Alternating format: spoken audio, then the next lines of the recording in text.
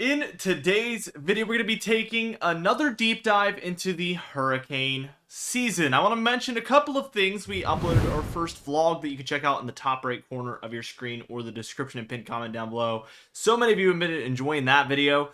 Also, all of these are built with our trilogy maps, so that will also be located in the description and pinned comment down below. Some of the highest definition, actually, I'm pretty sure they are the most highest definition maps available on the internet, at least digital maps in the way that these are. They're 16K, so they are absolutely massive. And ever since I have made these, basically, I have enjoyed using them beyond anything that I've ever used before. So if you are trying to build maps, whether it be in Photoshop, PowerPoint, whatever it is, I can highly recommend these maps. Even though they're my own, I, of course, would always choose to use these over any other maps I've ever found. So definitely check those out in the description, pinned comment down below. All of them are 50% off right now. Let's go ahead and dive into things. And this was my temperature forecast for the hurricane season. And you can see that we were expecting overall cooler temperatures along kind of the northeast coast, off the coast of Canada and south of Greenland. Mostly because this area is below average, and it has been. So we expect a lot of that to stay the same. And then highly, highly above normal from the Gulf of Mexico, Caribbean, and back through what we call our MDR in here, main development region, which is going to be offshore of Africa all the way to the Caribbean. This is where most of your storms originate and develop initially, in which case they'll either head through into the Gulf of Mexico, into the Caribbean, or sometimes up the East Coast, and even sometimes kind of curving out to sea. Anything's really possible, but a majority of them originate in this area, and you can see we do expect highly above average sea surface temperatures in this area. Overall development forecast, of course, being above average for almost everywhere, but especially in these highly warm areas. That's what we were forecasting. We came out with this a while, and we will be updating it soon. Just want to give you guys a recap since it's been so long, and a lot of you probably haven't even seen it. And it's not mentioned here, but we are in a La Niña, which is the opposite of El Nino, which is a much more common term. In a La Nina, we see much less wind shear and much more tropical activity, therefore. And in El Ninos, we see the opposite. We see a lot less tropical activity, actually, and a lot more wind shear. And it's not really even just a statistic. It's just a fact. That is just how it is. You know, almost every single El Nino is going to be that way. And almost every single La Nina is going to be more active than El Ninos. So that is a very firm statistic, I guess is what you could say. Our overall forecast, historic development in the main development region there. Hurricane graveyard, it is every year there in the southern Caribbean. When you see storms moving through your MDR, sometimes they just keep trending further south, further south, further south, and they end up just in this area. And almost every single time I've ever seen a storm move into this area, they dissipate. So the storms just do not survive there if they get close to South America. However, if they do move into either south of Cuba there and perhaps into the Gulf, sometimes they actually hit Central America here as well. If they take this path, or they might move north of these islands and move towards the Bahamas. This is going to be hurricane highway. I really think that this is going to be where a lot of storms move through, and they already should be rather developed because they've moved through this very, very historically good for development, main development area. Also, the Gulf of Mexico should be extremely favorable this year, even compared to what's typical, which it typically is very favorable, so even more so this year. More fish storms than normal here in this green area. We oftentimes get a lot of storms curving out the sea like this. Expect even more of them, not because I expect this to be a more common storm track, but just because there's going to be more storms than what's typical in general. So the numbers tell me we will have more everywhere likely, but also this out to sea area. And last but not least, the East Coast is a wild card. It does take some pretty specific factors for storms to move up into this area. And even if this year is extremely active, we may not see storms tracking up the East Coast like this. Or, you know, we may see a ton. So it is a big time wild card. Now, let's go ahead and take a look at some statistics that I have for you guys. This is a lot more recent information. And this is the record water temperature anomalies. All this means is you see the 5 red colors. 5th warmest, 4th warmest, 3rd warmest, 2nd warmest, and record warmest in the dark reds. Don't worry too much about the blues because there's not much of it to go around. But as you can see, the left one is actually May 14th through 20th, 2005. The one on the right is May 14th through 20th, 2024. So this hurricane season that we're moving into here.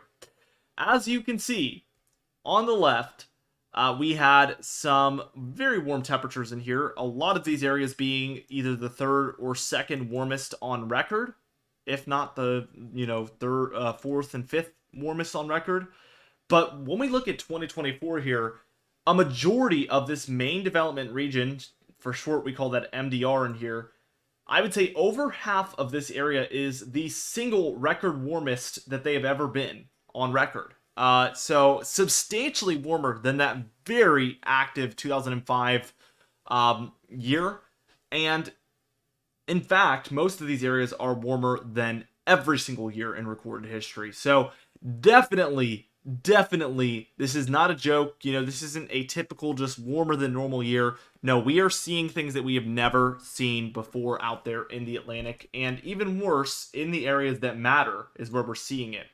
Now, I want to show you another chart, and this one's for the Gulf of Mexico. This is the ocean heat content, so it is going to correlate with temperatures. I don't want you to worry about it too much, but basically your vertical here is going to be the temperature, and our horizontal is going to be the dates. We see all the months: January, February, March, April, May, June, July. So we see all of it there.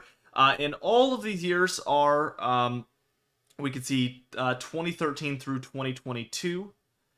So those are all of those different years. The blue line is the average of 2013 through 2023, so the previous 10 years. The little red line, it's in there somewhere, I can't really see it. That is 2023, which was very active, by the way, last year. We didn't see a lot of U.S. impacts, but it was a very active hurricane season.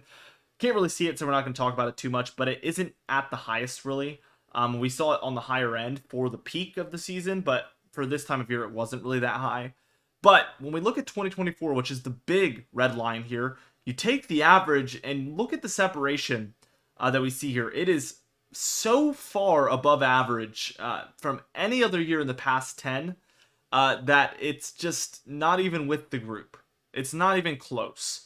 And matter of fact, May 27th here, which was 2 days ago, where we see it here is more in line with the average. If I was to take this, and I'm going to try to just go straight down. There we go. Perfect. After the midway point of June is where we would be on average with the current temperatures that we have on May 27th. So it's fair to say that we're about 3 weeks ahead of schedule with our current sea surface temperatures in the Gulf of Mexico. Even if we were to take it to the next record one, we're still at pretty close to mid-June, as you can see with where the next warmest year would be.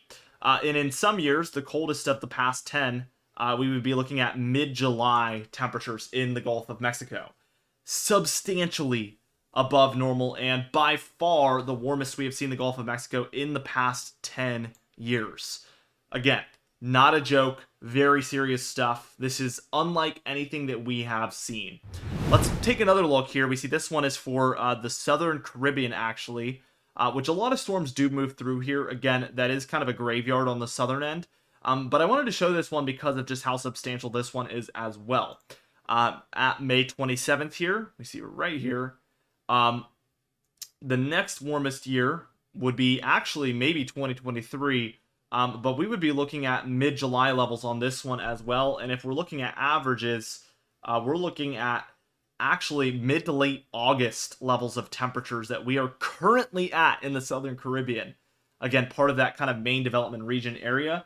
So this is super substantial. I mean, I cannot stress this enough. We are months warmer than we typically would be. We are at June, July, August levels of warmth here in May, and we have been. So it's super insane what we're seeing here. Now, I want to go ahead and dive into some modeled guidance, or actually this is just your overall map of the sea surface temperatures.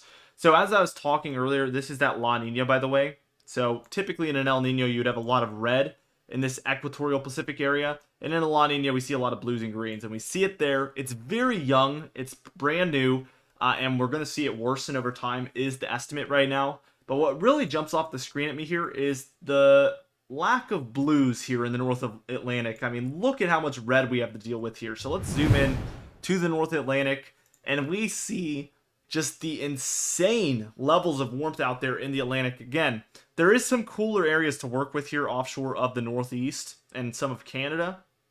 But the main warm areas is the Caribbean and Gulf of Mexico here are extremely obviously dramatic. And then areas here in this MDR or main development region where these storms originate off of Africa and move towards the west, we definitely see temperatures that are multiple degrees above average Celsius. And as we took a look at earlier, months ahead of schedule, therefore. So this is a boiling hot Atlantic for this time of year.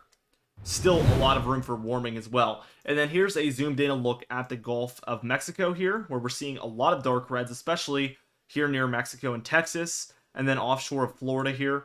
A little cooler in the middle, but still above average. So mostly the western and eastern Gulfs of Mexico there, but not the central regions. And then for the Caribbean, offshore of the east coast of Florida, we're seeing a lot of warmth here, and even off the Carolinas. So unfortunately, if we were to get any kind of southeast tracking storms, there's a whole lot of warmth to work with in this area. And also for any that could move into this kind of eastern Gulf of Mexico area, a lot of warmth to work with. We oftentimes see them kind of move northward. They'll just develop somewhere here in the southern Caribbean and kind of just move through into the Gulf.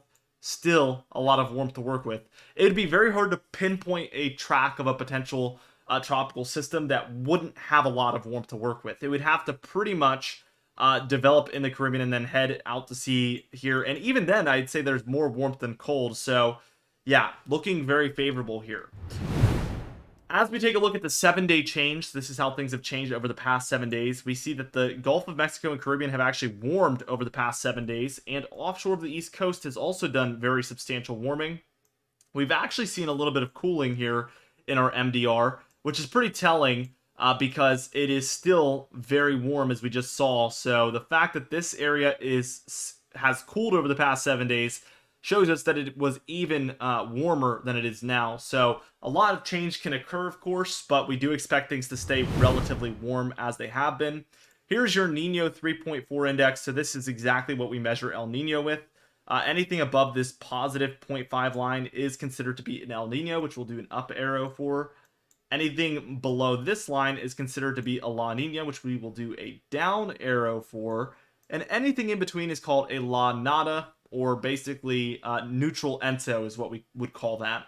And all you need to know about this is the main factor here is going to be this middle line, the 0.0 line, for tropical seasons at least.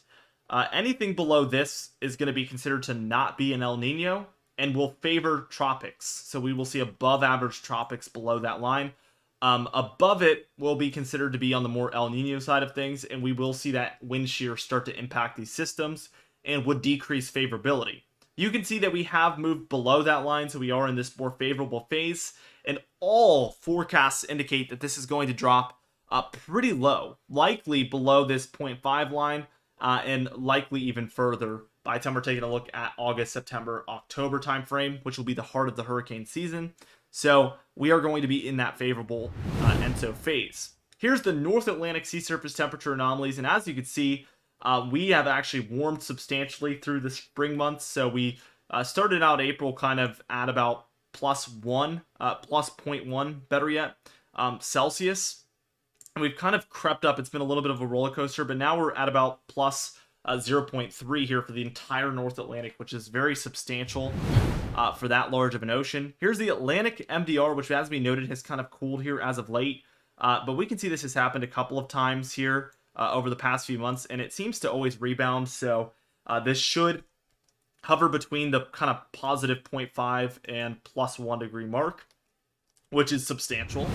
Here's the Caribbean overall, and we can see this one's been hanging right around that 1 degree mark without really any deviation. So we can expect that to stay likely close to the same. And then here is your overall Gulf of Mexico sea surface temperature anomalies, which has fluctuated a lot more. We saw it very warm for March timeframe, where it cooled off through April, and now throughout May, we've actually seen it really increasing to where we're at now, which is the warmest on the chart, and it's above a degree Celsius above average, so definitely substantially above average in the Gulf of Mexico as well. Anyway, guys, I just wanted to give you a hurricane season update. It's been a while since I've done one. I cannot stress this enough. I know so many people have commented, like, they say this every year. You know, they always say it's going to be a super bad hurricane season. But with the evidence that I am providing for you today, Of course, anything can happen, and it could be a little bit less active than it has the potential to be. Hopefully, that is the case. Of course, we should all be hoping for that. But the potential, because of these ingredients that this hurricane season has, are record numbers. Because so many of these sea surface temperature anomalies, the La Nina, everything is playing in favor of a very active hurricane season. And again, especially the sea surface temperature anomalies, we are breaking records by wide margins, and we are basically heading into uncharted territory. We don't really know what to expect because we've never seen anything like this. So this hurricane season has the potential to be worse than anything we've ever seen, and I want you guys to know that. Obviously, last season was above average activity. I called for it to be below average activity, actually. I kind of understated last season. The last time we actually forecasted a hurricane season to be crazy bad was 2000, and that was our previous record holder for most active seasons. So the last time we said anything like this, and it wasn't even like this, I don't think we were stressing it to this extent. I don't think we were dealing with as many records in 2020 is the main problem, but we had all the ingredients in the proper phases, I guess I would say. We called for a hyperactive hurricane season, and it was the worst ever to date. So this, we haven't falsely forecasted this before, as some people are stating. I know that a lot of sources say year over year it's going to be a bad hurricane season. That's just what it is. I can't really control what other people do. But as far as my track record with these seasons, we will of course explore all possibilities. But I am telling you right now, without a grain of salt here, that these ingredients are terrible. These ingredients point towards hyperactivity and potentially the worst we've ever seen. So please, please, please be prepared. Anyway, guys, thank you so much for watching this video. We do upload every single day, so be sure to subscribe. You can even hit the bell icon for daily notifications when we upload so you never miss one. Be sure to like the video if you did enjoy it, leave a comment down below, and I'll see you guys in the next video.